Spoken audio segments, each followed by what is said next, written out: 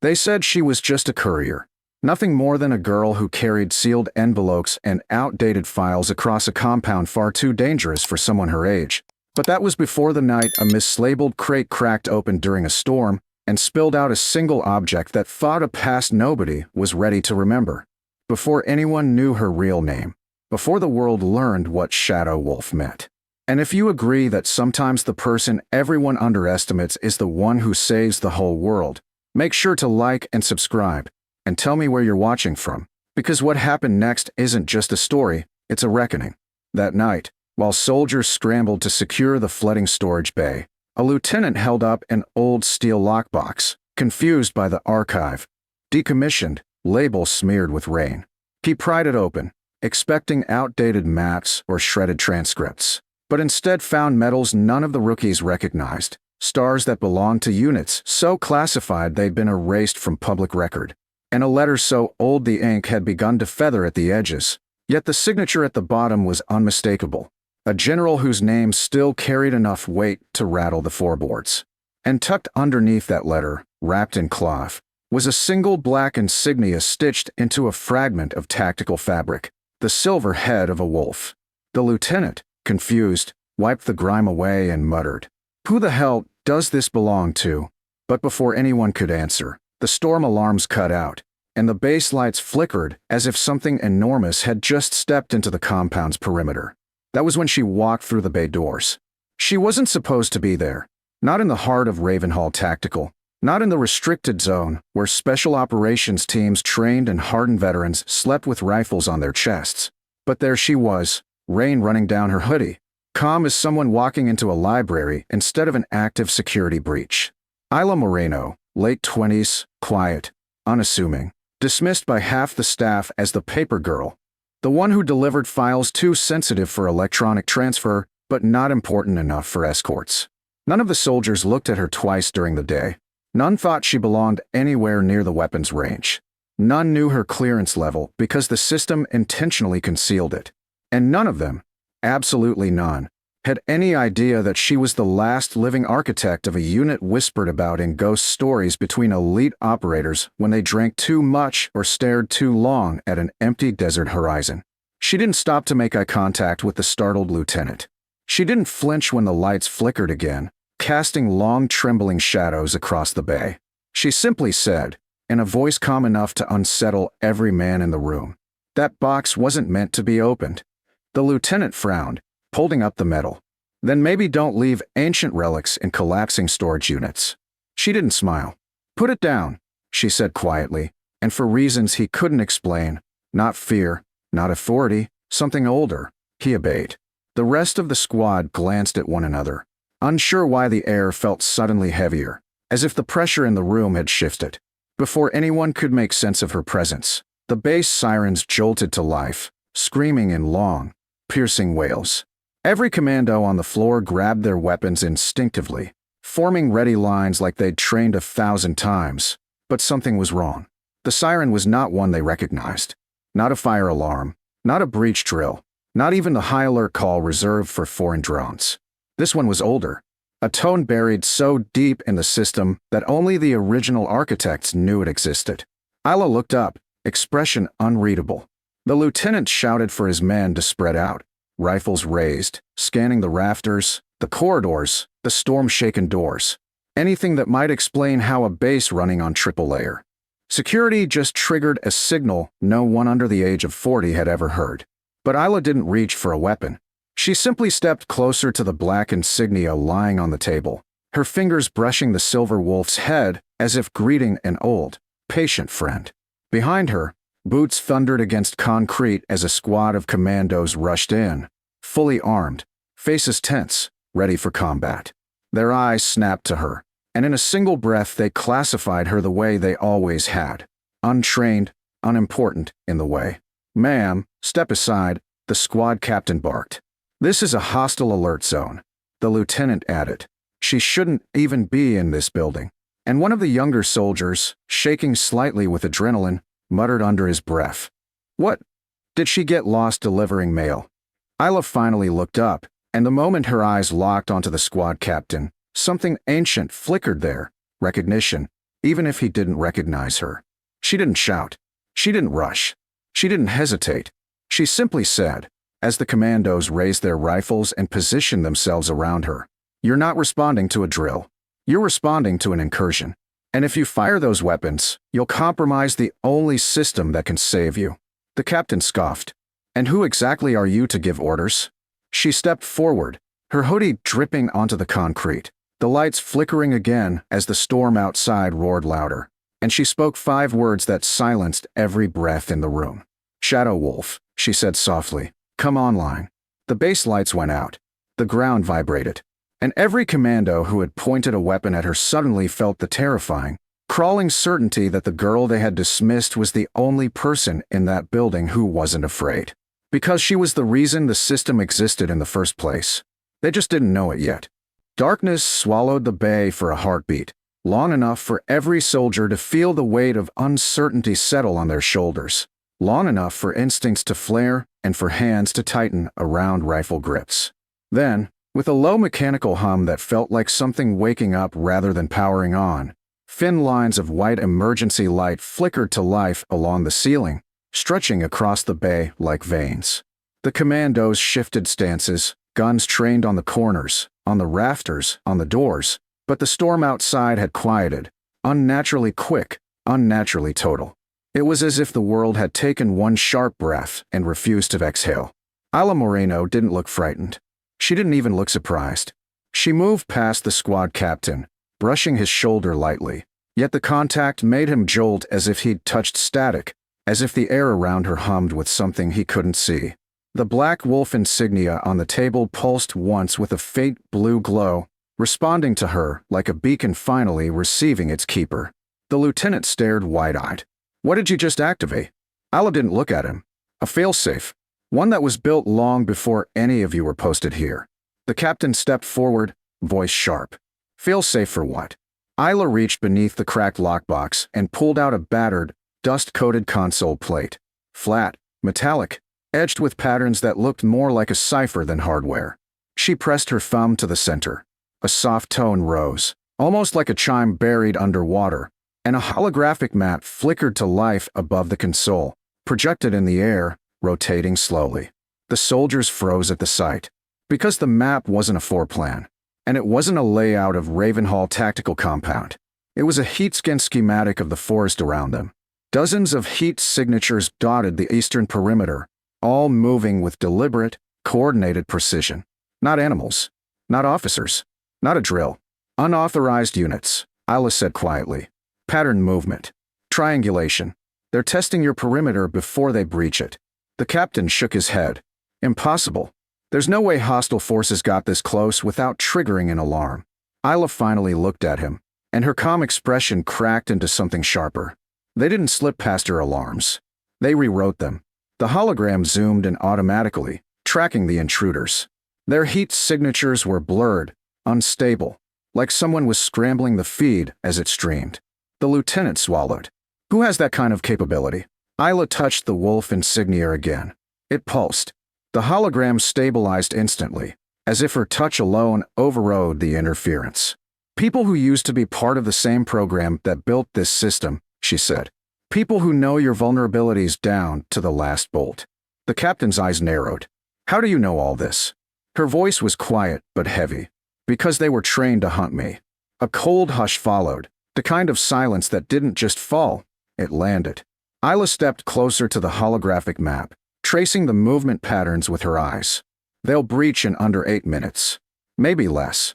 "What do they want?" the lieutenant asked. "The files," she said. "The ones you don't know exist. The ones locked in Sublevel 0. A murmur rippled through the squad. Sublevel 0 was rumor, myth, the kind of thing rookies whispered about at 2 a.m. while scrubbing rifles. The captain tried to regain control of the moment.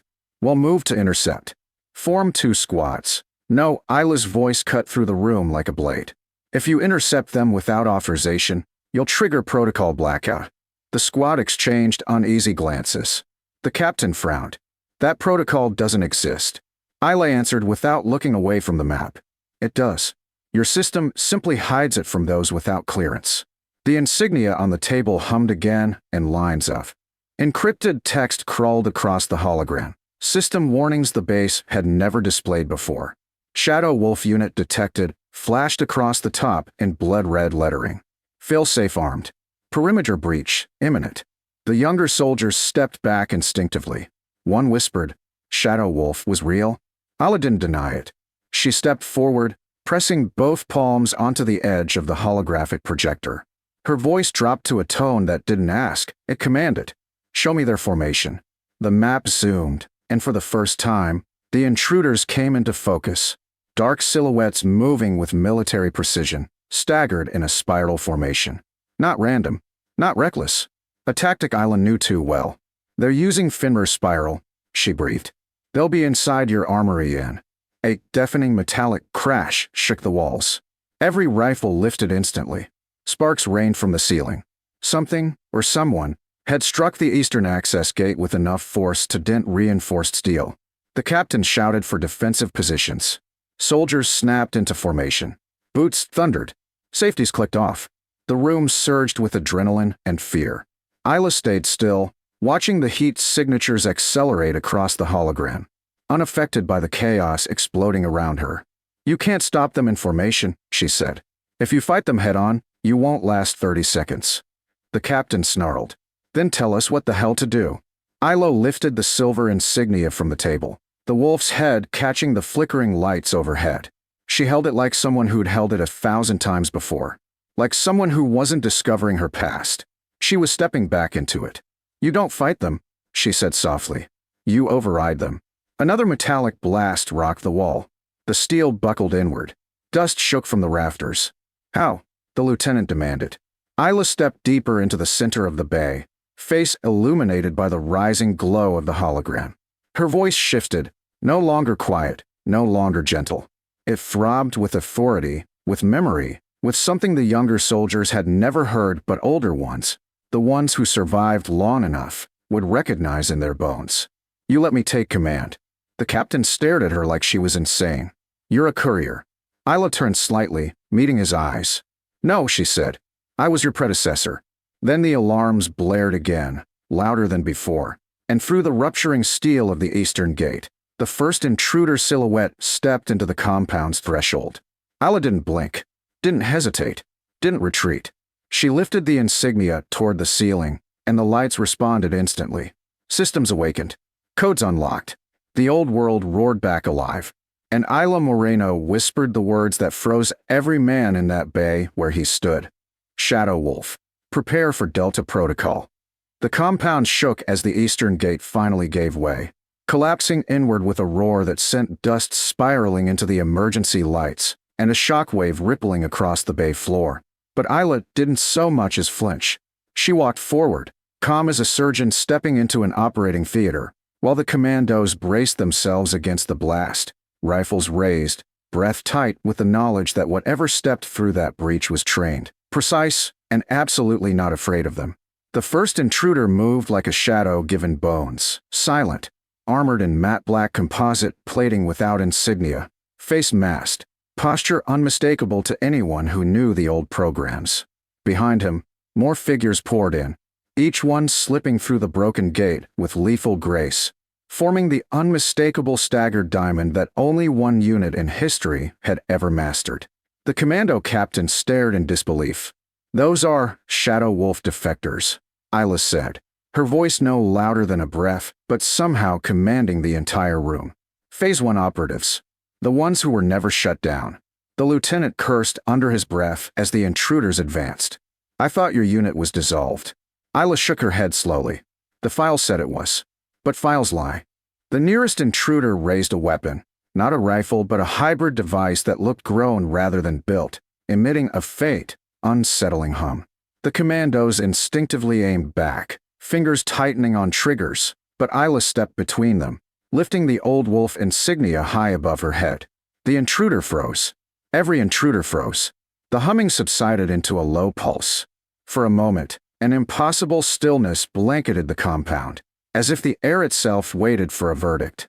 Isla took one step forward. The captain hissed, "What are you doing?" She didn't look back. Finishing the program. The lead intruder tilted his head, the faintest hint of recognition, or confusion, rippling through his posture. Isla met the blank visor directly. "Unit 7, she said, voice steady, "stand down." The figure stiffened, as if a forgotten command tried to surface and break through layers of conditioning. But then he jolted violently, as though resisting an internal override, and the hum of his weapon sharpened again into something deadly. "He's not listening," the lieutenant warned. "He doesn't have to," Isla said. She turned the insignia over and pressed her thumb against a recessed notch at the back, something so small no one had noticed it was even there. The metal warmed under her touch, and an ancient sequence activated, broadcasting a silent command on a frequency no modern system even recognized. The intruders faltered. Their formation rippled. Their visors flickered with static. "They're scrambling," the captain briefed. "You're overriding them?" "Not overriding," Isla corrected softly. "Reclaiming." The insignia's pulse spread through the bay floor in faint concentric rings only she seemed to understand fully. The intruders, these ghosts from the abandoned program, dropped to one knee in unison, bowing their heads like soldiers saluting a forgotten commander. The commandos behind Isla stood stunned, rifles lowered, their earlier bravado hollow in the face of what they were witnessing. The captain whispered, "Who are you?" Isla didn't answer at first. She walked straight toward the kneeling silhouettes, the blue light from the insignia flickering like a heartbeat in her hand. When she stopped before the lead intruder, she placed her palm on his helmet, gently, almost mournfully, then tapped 2 fingers beneath his visor, to the spot where the internal ID chip lay buried. His armor lights flickered through a cascade of colors before stabilizing on the old recognition pattern. 3 short pulses, 1 long. Loyalty signal. Commander acknowledged. Isla exhaled, a small sound that carried years of exhaustion. "I am the one who ended this unit," she said quietly, "and the one who trained the first generation before they ended themselves." The intruder didn't move, didn't resist, didn't lift his weapon. The others behind him remained kneeling, no longer invaders, no longer hostile, just remnants of a past built on secrets and shattered loyalties. The captain stepped closer, voice gentler. "Why didn't you ever tell anyone?" Isla turned slightly, the emergency lights casting long shadows across her face. "Because I thought if the world forgot what we built, it would be safe." She glanced at the damaged gate, the kneeling soldiers, the trembling holographic map still flickering behind her. "I was wrong." From somewhere outside, the storm began to fade, its unnatural stillness loosening as the perimeter threats vanished from the hologram. Neutralized, paused, or simply surrendering to her authority. The lieutenant approached cautiously. "What happens now?" Isla lowered the insignia, and immediately the intruders rose to their feet, not with menace, not with aggression, but with discipline, awaiting orders for the first time in years. She looked at them with a complicated mixture of sorrow and resolve. "Now," she said, they returned to sleep. She pressed a second sequence on the insignia. The intruders powered down in perfect unison, collapsing to their knees once more, not dead, not deactivated, but entering stasis mode. The kind only a commander could trigger.